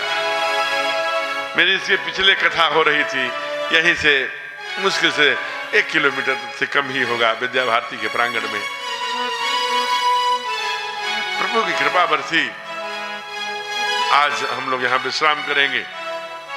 मैं आपको प्रसंग सुना रहा था कि जब वो राजा सरकार राजकुमार साहब जाने लगे तो अपने ससुराल को एक दिन गए। बढ़िया सुंदर एम्बेसडर गाड़ी पुरानी वाली, क्या सुंदर राजमहल से निकले। तभी उनका एक सेठ का बेटा, व्यवसायिक बेटा था, बड़ा अच्छा मित्र था, समान कद काठी के दोनों लोग थे, अच्छी मित्रता थी। अरे कहाँ जा रहे हो? अरे यार तुम भी कहीं जाओ तो जरूर पूछते हो। अरे ससुराल जा रहा हूँ। अरे ससुराल, अब राज दरबार के ससुराल जा रहे हैं राजकुमार के, तो क्या 56 भोग मिलेंगे। वो सेठ जी को भी लगा के, अगर चलता तो मैं भी राजकुमार साहब, लेकिन क्या बताऊं मेरे कपड़े तैयार नहीं हुए। कहा कोई बात नहीं, सूटकेस पड़े हैं, इसमें हजारों सेट कपड़े हैं, सफारी है, वो है, ये है। कहा ठीक है कि अगर कपड़े आप मुझे दे देंगे, क्योंकि हमारी आपकी साइज एक ही है, तो मैं अभी चला चलूंगा। सुनिए आदरणीय सेनानी जी, उधर चित्त मत लाइए। तो कहा कि मैं चला चलूंगा अगर कपड़े हमें मिल गए। कहा ठीक है। गया घर में, जल्दी से अपना जो भी सामान्य कपड़े थे वो एक सीट निकाला, वो उनसे लिया, बढ़िया चकाचक नौकर ने दिया कि ये लो। गया, क्या सुंदर ब्लू कलर का जो है वो प्रिंस सूट दिया। अंदर गया, खड़ाक से पहन करके चेंज करके बैठ गया एकदम राजकुमार जी के पीछे। अब चल पड़ी गाड़ी। तो राजकुमार जी भी राजा सरकार थे, कोई कमी तो थी नहीं। ससुराल जब जाते थे तो बस स्टैंड पर एक ऐसी दुकान थी जहां पर फल भी मिल जाता था, मीठा भी मिल जाता था और सारी चीजें। तो वहीं से सब चीजें उन्होंने खरीद लिया। अब क्या, हर प्रकार का फल 10-10 किलो, 5-5 किलो क्विंटलों में लेके पहुंचे। तो लेक खरीदने लगे। तो दुकानदार कई बार ससुराल जाने से वो परिचित हो गया था। तो उसने कहा अरे आप आ गए सरकार। कहा बहुत स्वागत है आपका, स्वागत स्वागत, बहुत दिनों बाद आए सरकार। हाँ हाँ बहुत दिनों बाद। अच्छा मैं ये पूछ रहा था राजकुमार साहब, हाँ बताओ, अब ये इस बार ये आपके मित्र, ये कौन आया है, ये कौन है? आपके छोटे भाई है? कहने नहीं, ये हमारे मित्र हैं। मैं चल रहा था तो इन्होंने बताया कि भाई चल तो मैं भी सकता हूं, लेकिन इनके पास कपड़े नहीं थे। तो हमने कहा भाई कोई बात नहीं है, आप मेरा ले लो। कपड़े दे दिया। अब वो कपड़े नहीं तो मेरे कपड़े पहन के आए हैं। तो गाड़ी में बैठे थोड़े आगे चले जब, तो कहा कि क्या कर रहे हैं आप मुझे नंगा करने आए हैं ससुराल में लेकर के सम्मान दिलाने? आपके कपड़े हमने पहने, आप बता रहे हैं हमारे कपड़े पहने हमारे। कहा अच्छा भैया अब हम नहीं कहेंगे कि हमारे कपड़े पहने हैं। कहा ठीक है। आगे निकले, कॉलोनी में जो ही मुड़े उनके परिवार के, ससुराल के परिवार के लोग ही मिले हुए। अरे पहुना जी आगे, दामाद जी, अरे राजकुमार जी जय जय। वो जल्दी जल्दी जा रहे थे, एडवोकेसी वकील थे। मैं जा रहा हूँ कचहरी, शाम को लौटूंगा तो मुलाकात होगी ना? जी जी चाचा जी मुलाकात होगी, आइएगा। अरे रुको रुको रुको, और सब कुशल मंगल? कौन कौन है? कहा मैं हूँ। ये अच्छा ये कौन है? कहा ये हमारे मित्र हैं। अच्छा अच्छा अच्छा सब, हाँ अच्छा ये आपके मित्र हैं? हाँ। और ये अपने ही कपड़े पहन कर आए हैं। हे भगवान। तो आगे जब बड़े बैठ करके कहा कि ये क्या तमाशा है, एक कपड़े के बारे में, अपने कपड़े पहन के आए हैं, हमारे कपड़े आप तो ससुराल में नंगा कर देंगे। मैं जा रहा हूं, मैं राजकुमारी क्षमा करिएगा, चाहे फांसी की सजा, मैं अब नहीं जाऊंगा, आप तो मेरा अपमान कर रहे हैं। कहा चलो अच्छा भैया अब नहीं कुछ कहूंगा, तो अब मैं आप तुमको दोस्ती की वो देता हूँ, ये देता हूँ, वचन देता हूँ। नहीं पहुंच गए। अरे जीजा जी आ गए, जीजू आ गए। वो एमपी वाले पैर बहुत धुले, और बेचारे लगता है मध्य प्रदेश की ससुराल रही होगी। तो वो पैर धुलने के लिए सब दौड़े, और दौड़े तब पैर वैर धुलने के लिए। और तब तक ये खटाखट सारे नौकर चाकर मंत्री फल वल दे रहे। ये कौन है जीजा जी, ये कौन है? ये तो पहली बार आए। अरे जिस दोस्त के बारे में बताए थे ये वही है सेठ जी, हमारे बड़े अच्छे दोस्त हैं। और देखो कोई भी, मैं सबसे हाथ जोड़ के कह रहा हूं, कोई कपड़े के बारे में मत पूछना। चूंकि तो जिसको बताने हैं तो वो जो जाड़े में रजाइयां और गर्मी वो आती थी कंबल, तो उस जो देने वाला रहता था वो आ जाता था दरबार में और वो रजाई और कंबल पकड़ के कहता था इसे मैंने बनारस में खरीदा था, क्यों तिलक लेने वाले वो जान जाए कि वो मांग के आई और हम संपन्न हैं ये निर्धन। तो भाव होते। आज का ए विप्र ये क्या मांग रहे हो?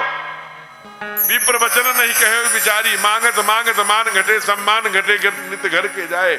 आप किसी के यहाँ 1 महीने पर पहुंचिए तुरंत चाय आएगी। रोज 4 बजे पहुंचिए, अरे चाचा जी आए हैं बगल वाले, मम्मी कहेंगी रुको जरा पोछा उछा लगा बैठाओ, अभी पोछा नहीं लगा, सुबह सुबह दरबार ले आए, इनका काम ही है। कुछ देर बाद जो रोज आते हैं ना 4 बजे, अब वो चाय जो पहले दिन मिली थी वो नहीं मिलेगी, कभी कभी आएंगे तो मिलेगी। इसलिए मांगत मांगत मान घटे सम्मान घटे नित घर के जाए। मांग दिया, विप्र वचन नहीं कहे बिचारी, राजा बोल पड़े। और जब राजा बोलते हैं तो हमारे अविनाश जी बताते हैं कैसे बोलते हैं। क्या बोले हो अविनाश जी? राघव को मैं न दूंगा, राघव को मैं न दूंगा, मुनिनाथ चलते मरते, राघव को मैं न दूंगा, राघव को मैं न दूंगा, मुनिनाथ चलते मरते। आरती होने जा रही है।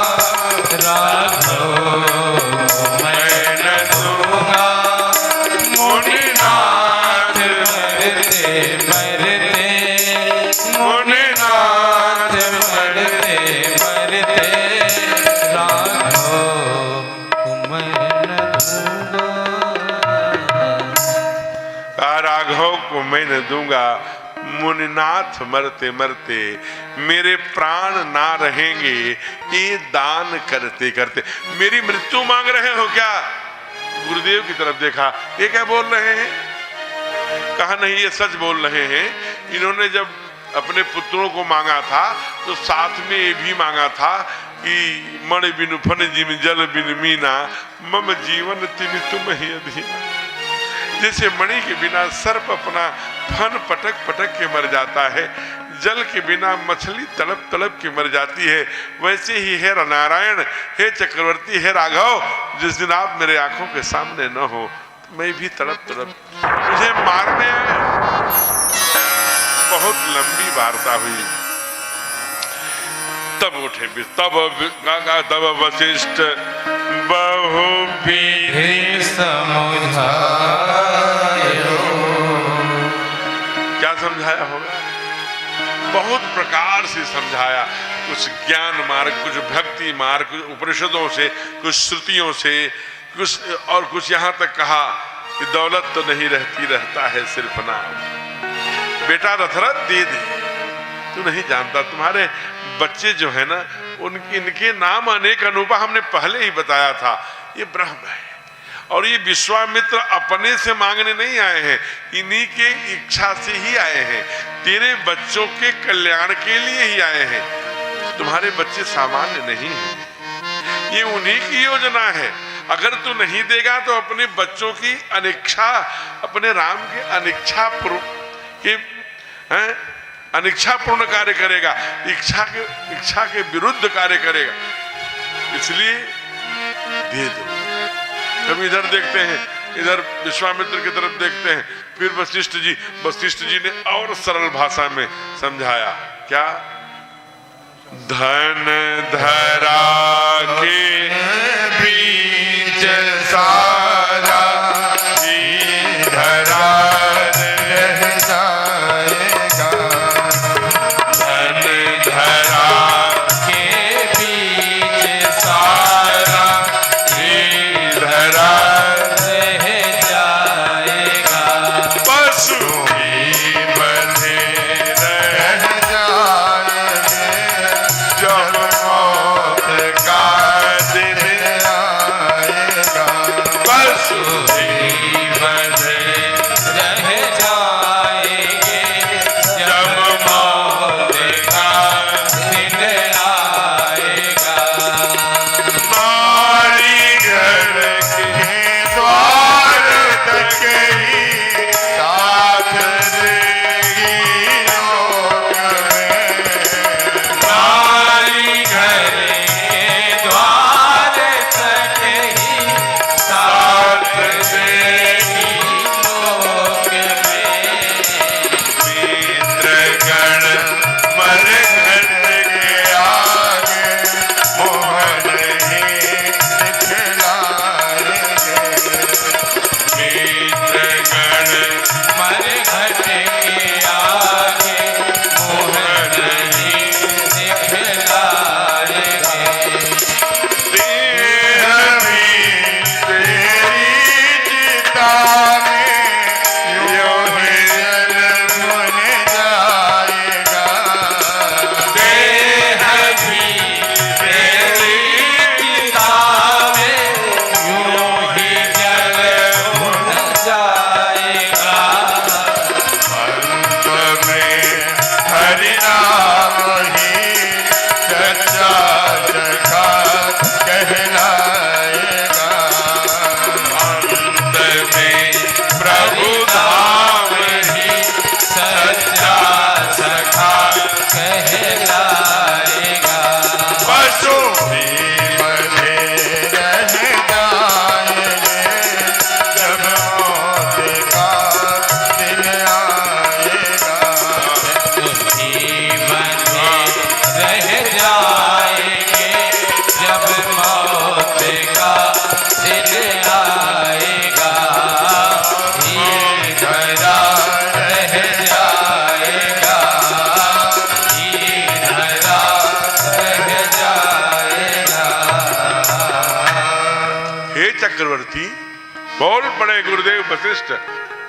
पुरोहित है, कुल पुरोहित है। पुरोहिता जो पूरा हित करता, पूर्ण हित चाहते हैं।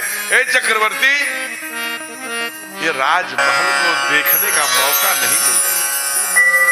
ये जितने ठाट बाट हैं उससे सवारने का मौका नहीं मिलेगा। पशु तक भी बांधने छोड़ने का मौका नहीं मिलेगा। जब जिस दिन मौत का दिन आएगा, नारी घर के द्वार तक ही साथ देगी लोक में। नारी मरघर तक नहीं जाएगी, दरवाजे तक चीखती रहेगी जब सैया उठेगी, मेरे प्राणनाथ इन्हीं के साथ मैंने जीवन बिताया, ये जा रहे हैं। सीना पीट के रोने के अलावा कुछ नहीं कर सकते। मित्रगण मरघट के आगे मुंह नहीं दिखलाए। जो मित्र है, फ्रेंडशिप है, जैसे सेनानी जी, जैसे मुनीष जी, ये मरघट तक जा सकते हैं। कहा कि मित्रगण मरघट के आगे मुंह नहीं। फिर क्या करें? कहा अब भी समय है चेत, अंत में हरिनाम ही सच्चा सखा। आगे का जो जीवन है, जहां पहुंचना है, जो यात्रा के लिए जन्म जन्म मुनि जतन कराही, 144 वर्ष बाद वो बाद ये कुंभ, अंत में यह धाम ही सच्चा सखा। अंत में यह गंगा जमुना त्रिवेणी का गोता ही साथ देगा। आपको जानकर आश्चर्य होगा, आदरणीय डॉक्टर मधुकर जी यहाँ बैठे हैं, बड़े अच्छे विद्वान हैं व्याकरण के, कर्मकांड के। जब हम प्रयाग की तरफ चलते हैं तो सारे पाप चीखने लगते हैं, कहाँ जा रहे हो? कहा प्रयाग का। सब पाप चीखना शुरू करते हैं और चीख करके अब तो हमारा नाश हो जाएगा। जो ही ये संगम में डुबकी लगाएगा, गंगा जी में लगाएगा। और एक बात और जानिए, संगम का होड़ मत लगा लेना। जहां गंगा उपलब्ध है। यहाँ संगम में आ गए, रेती आपके ऊपर पड़ गई, इसका संतों के पाद पद्मों की रेती भी अगर आपको स्पर्श कर गई तो समझ लेना गंगा स्नान हो गया। इतने संतों के द्वारा यहाँ आज से नहीं,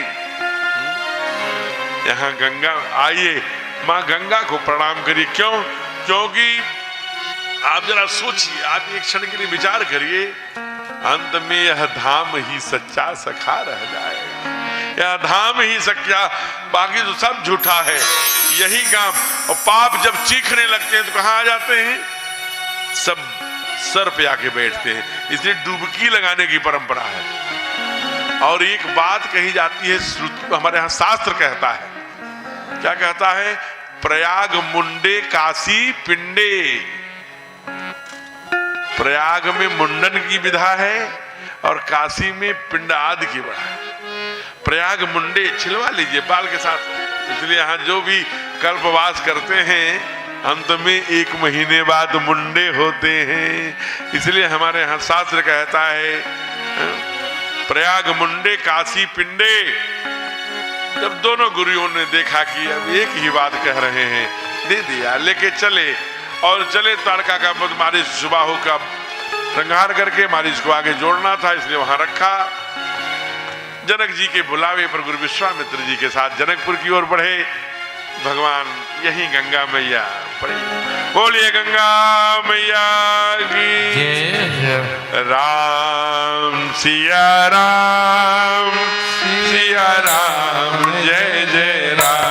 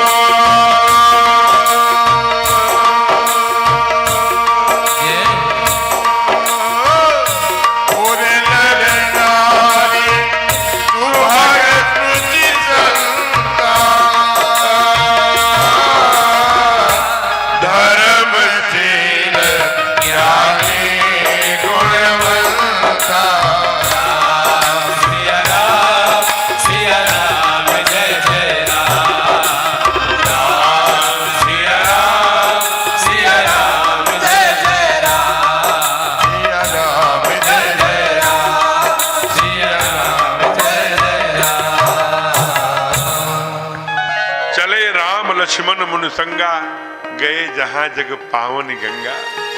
ये जग केवल भारत को नहीं कहा, पूरे संसार को पवित्र करती है, लेकिन बहती केवल हमारे देश में है। हम उस देश के वासी हैं जिस देश में गंगा बहती है।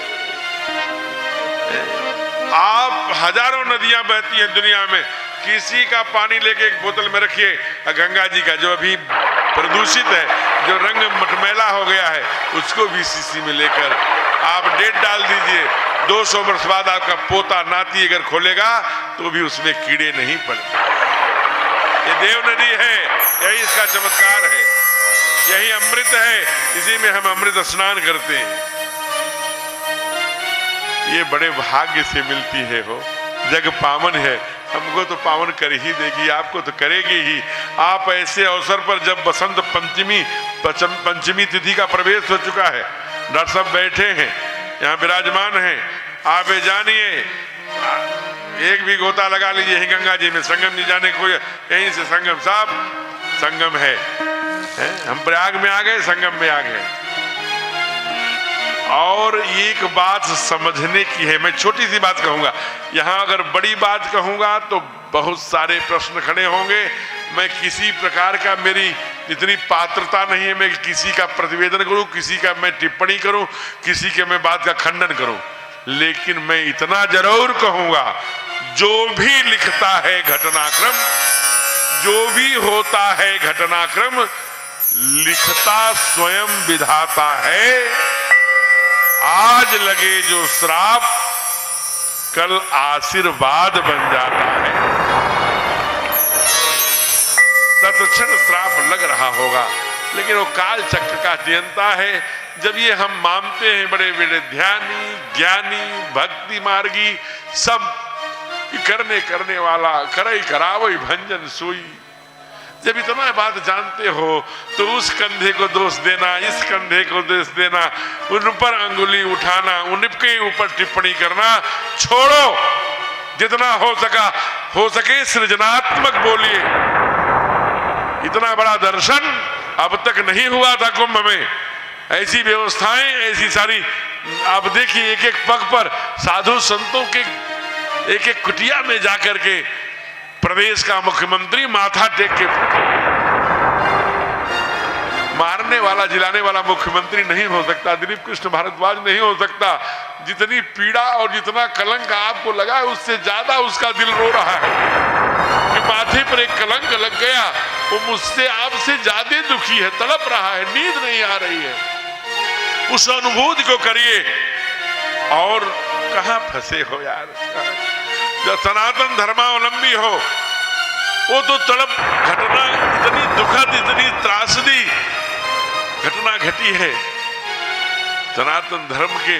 कोई जो 2 महीने 4 महीने पहले से प्रतिदिन लखनऊ छोड़कर इसी रेती में चल चल कर एक एक चीज देख रहा हो, वो चाहेगा, कभी चाहेगा क्या है? हम थोड़े से शादी विवाह करते हैं, भीड़ आती, कोई सीढ़ियों से गिरता है, कोई आंगन में फिसलता है, इतना करोड़ों जहां लोग आ गए, कोई खुशियां मना रहा है, रो रहा है आपका प्रदेश का मुख्यमंत्री के माथे पर एक दाग लग गई। जिस दिन बिना दाग का ये महाकुंभ पूर्ण होता तो 56 इंच सीना वाला पूछता, बोलिए प्रदेश के मुखिया क्या रहा, हाथ से बचाते। आज कहीं न कहीं एक दुख है, लेकिन उसे वो भी नहीं धुल सकता, चाह करके भी पीड़ा कम नहीं है। इसलिए कभी ये नहीं कहना चाहिए ये हो गया, जब सारा विधाता का काल चक्र का नियंता वही है। करई करावई भंजन सोही, सब भगवान का जो भी घटता है घटनाक्रम रचता स्वयं विधाता है। जब इसे आप जानते हैं, आप ज्ञानी हैं, ध्यानी हैं, हमसे आपसे ज्यादा दुख है। इसलिए अच्छा, अब कैसे अच्छा हो, अब से कोई न गड़बड़ हो सकता है भविष्य में और सारी चीजें। इसलिए सोचिए, इसके लिए प्रयत्न करिए, इसके लिए बोलिए, जैसे जैसे दुनिया में अच्छा हो, जैसे जैसे देश में कुंभ में महाकुंभ में और अच्छा हो, अच्छा हो, अच्छा हो, शुभम शुभम, ऐसे बोलिए। आप अंगुली मत डालिए। अंगुली डालने का काम किसी सनातन धर्मी का नहीं हो सकता। नाटक मत करिए, नाटक करेंगे ये हिंदू समाज है जब अपने पर आता है, और जो भी षड्यंत्र के पीछे होगा विधाता है, पर्दाफाश हो। जो भी हिंदू समाज है ये जो एक बार संकल्प ले लेता है तो उस कोड को ईंटे का चले गए शरद कुठारी, श्याम कुठारी दोनों भाई, लेकिन एक एक ईटा कलंकित ढांचा ढो दिया था। जब हिंदू समाज जगता है, इसलिए छोटी छोटी बातों पर आप सृजन की बात करिए। आइए, कुमार हमारे राघवेंद्र सरकार कुमार लक्ष्मण के साथ विश्वामित्र जी के कहने पर मैया को प्रणाम किया है। कथा विश्राम ले रही है, आप भी गंगा मैया को प्रणाम करिए। क्या यह कल कल छल छल के, यह कल कल चल चल बहती, क्या कहती गंगा धारा। यह कल कल चल चल बहती, क्या कहती गंगा धारा। युग युग से बहता आता यह पूर्ण प्रवाह। हमारा। यह कल कल छल छल बहती, क्या कहती गंगा धारा। कल कल बहते आता यह पूर्ण प्रवाह हमारा। यह पूर्ण प्रवाह हमारा। यह पूर्ण प्रवाह हमारा। हम इसके लघुतम जलकण बनते हैं मिटते क्षण क्षण। हम इसमें लघुतम क्षण क्षण बनते जुटते हैं पल पल। अपना अस्तित्व मिटाकर तन मन धन करते अर्पण। तन मन धन करते अर्पण, तन मन धन करते अर्पण। बढ़ते जाने का शुभ कण, बढ़ते जाने का शुभ क्षण। प्राणों से हमको प्यारा। यह कल कल छल छल बहती, क्या कहती गंगा धारा। युग युग से बहता आता यह पूर्ण प्रवाह हमारा। यह पूर्ण प्रवाह हमारा। यह कल कल छल छल बहती। जय जय। हे हरि।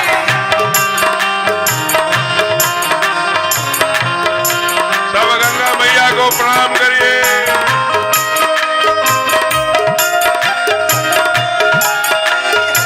आप भी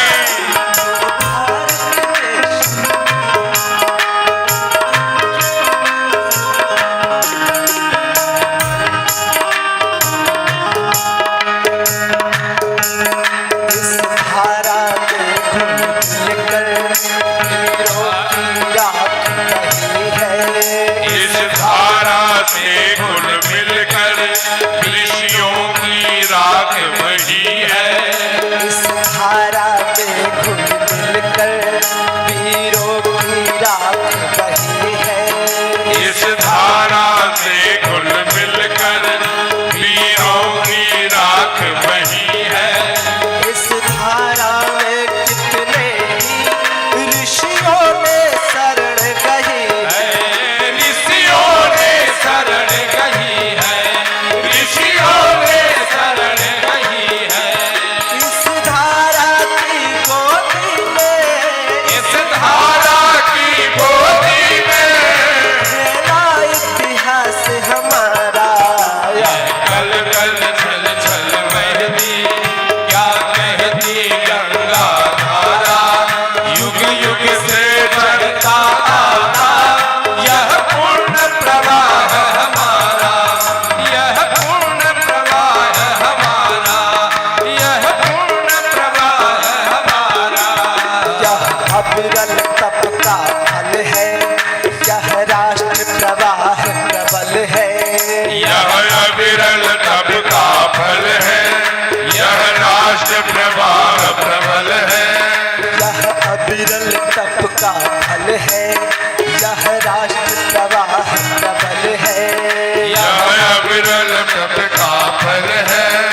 यह राष्ट्र प्रवाह प्रबल है। शुभ संस्कृत का परिचायक भारत माँ का आंचल है। भारत माँ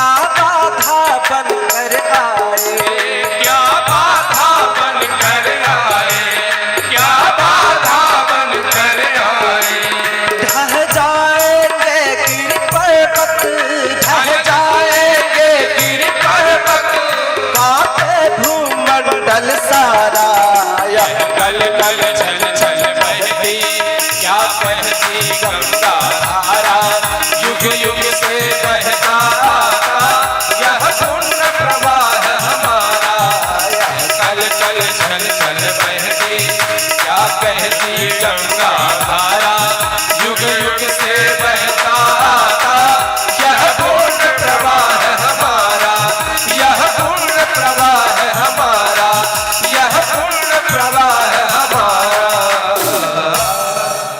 प्रेम से बोलिए गंगा मैया की जय।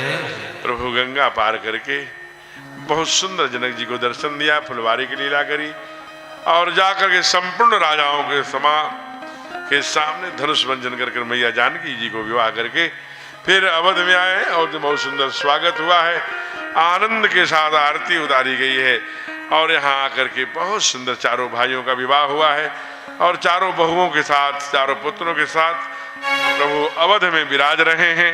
यही इनको आनंद करने दीजिए। कभी अवसर मिला तो इसके आगे का दर्शन फिर करेंगे। ईश सब सुखी हो कोई न हो दुखारी सब हो निरोग भगवान धन धान के भंडारी सब भद्र भाव देने सन मार्ग के पथिक हो दुखिया न कोई हो सृष्टि में प्राणधारी हे ईश सब सुखी हो कोई न हो दुखारी सुखी बचे संसार सब दुखिया रहे अभिलाषा हम सुखी भगवन पूरी हो विद्या बुद्धि तेज बल सबके भीतर हो दूध दूध धन दान से वंचित रहे न को आपकी भक्ति प्रेम से मन होवे भरपूर आपकी भक्ति प्रेम से